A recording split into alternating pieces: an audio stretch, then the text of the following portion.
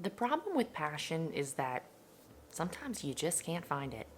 It just feels so out of reach. And then the second that you feel like you might have finally found something that could be a passion, the stakes go out of this world so high. Passion asks that you dive full force forward, never looking back, or at least not looking back for a while. Curiosity, on the other hand, now that is a much more lax friendship.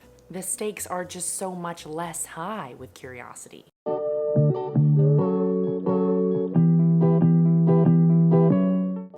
As Liz Gilbert would say it, curiosity only asks one thing of you. Are you interested in anything? Even the slightest, most mundane of things. What catches your eye? Passion asks that you just enthrall yourself into something. And typically, a lot of people around you will expect the same. If you declare a passion for something, people will expect that you are learning a lot about it, or you already know a lot about it, that you're sure you love it, and that you're willing to dedicate immense amounts of time to it. Curiosity, on the other hand, is just an interest. It's just a glittery speck in your peripherals that catches your eye, even if just for a second. So the stakes are much less high. Take a second to try to think about something right now that you've defined as your passion, or maybe you haven't found anything that you've defined as your passion. That can feel like a really empty hole, especially if you've decided something is your passion and it doesn't really pan out the way you want it. You find yourself losing all excitement for it in general. That can be a very disheartening feeling, and you can start to think, what's wrong with me? Why don't I like what I thought I liked anymore? But curiosity, on the other hand, doesn't leave you with an empty feeling, because it only asks that one thing. Are you interested in anything? And maybe that curiosity will spark into an all-consuming passion that you cannot pull yourself from. And maybe it won't. Maybe you'll realize this isn't something I'm that interested in. It's not something I enjoy the process of doing. And you move on, and you allow your curious mind, your curious eye, to keep guiding you. That sounds fucking lame. That's the beauty of curiosity. There is no expectation. It's just a matter of interest. And I think that that's the biggest thing that we're taught that is a little bit daunting about passion, is that passion doesn't really align with, I don't like this anymore. Passion has a lot of meaning attached to it.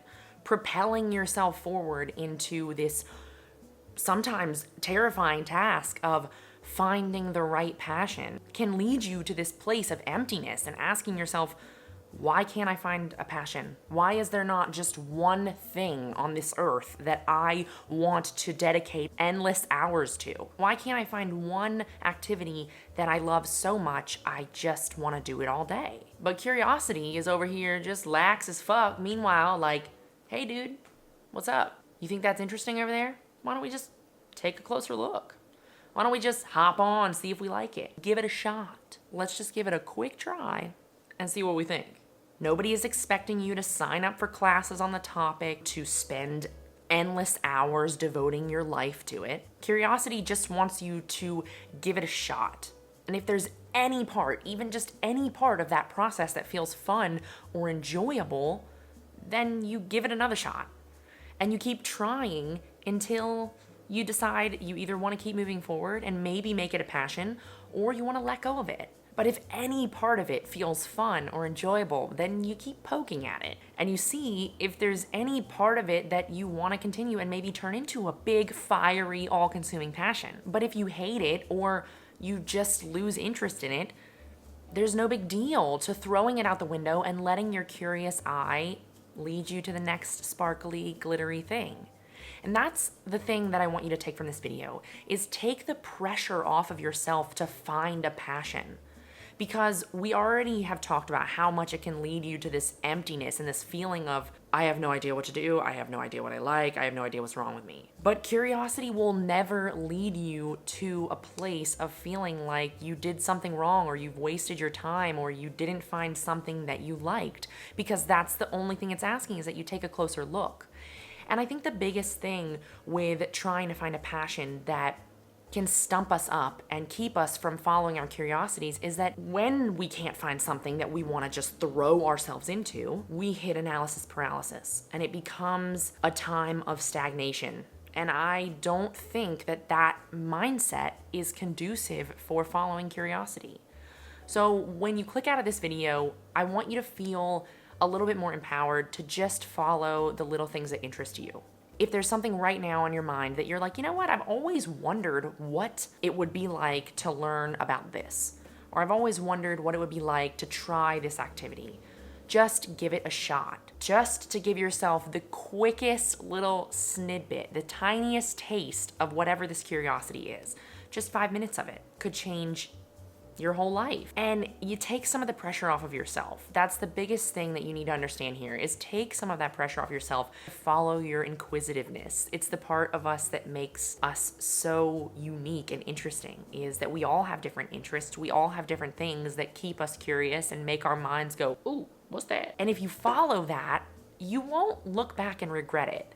But I promise you, if you sit there and go through the analysis paralysis and the self-loathing of trying to find the one and only perfect passion in your life, you'll probably look back and have some moments of regret, saying, wow, I put a lot of pressure on myself and pushed myself into this activity or this career or this job. Career and job are the same thing, Kirsten, good job. Pushing yourself into anything because you think you need a passion, or because you think that there's something wrong with you when you don't like something and you told yourself you would.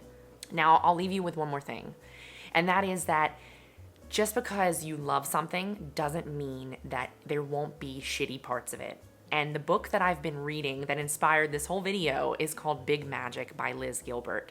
And she wrote Eat, Pray, Love, and Big Magic, obviously. And something she says is a quote from somebody else that she's met. So we're just passing this quote down the line. What flavor of shit sandwich do you want? Because no matter what you choose in life, no matter how much you love a hobby or a passion or a curiosity that you've started to dive into, no matter how much you love something, there will always be a shit sandwich at some point that you have to eat. So you need to decide what flavor of shit sandwich you can tolerate. There will always be things you don't enjoy about something. I love filming videos. I love editing videos.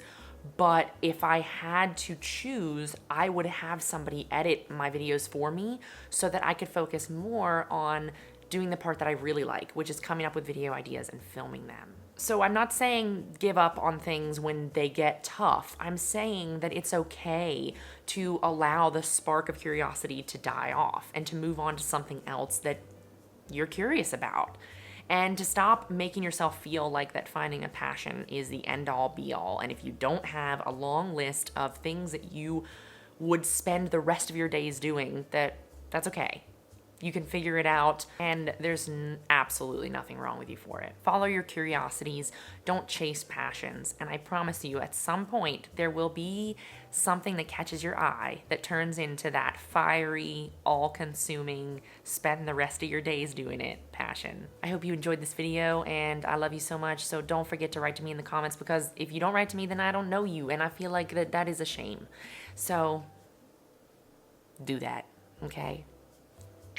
Talk next time, baby.